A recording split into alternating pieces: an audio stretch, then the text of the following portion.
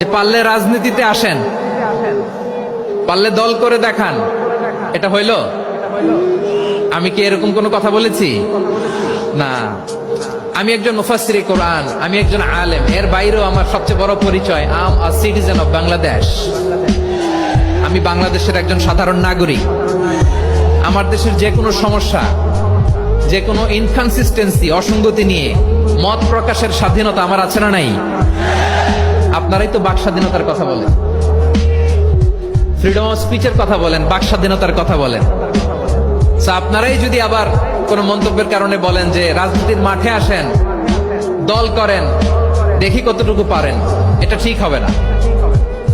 তাই প্রিয় ভাইয়ের, আসুন আমরা দল মত নির্বিশেষে কাঁধে কাঁধ মিলিয়ে সোনার বাংলাদেশ গড়ি, দুর্নীতিমুক্ত বাংলাদেশ গড়ি, যে বাংলাদেশের জন্য রক্ত দিয়েছে আবু সাইদ, যে নতুন ভোরের বাংলাদেশের জন্য রক্ত দিয়েছে মুগ্ধরা, যে নতুন বাংলাদেশের জন্য রক্ত ছড়িয়েছে 24-এর যে গণ অভ্যুত্থানের প্রত্যেকটি শহীদের। আওয়াজ করে বলেন ঠিক কিনা?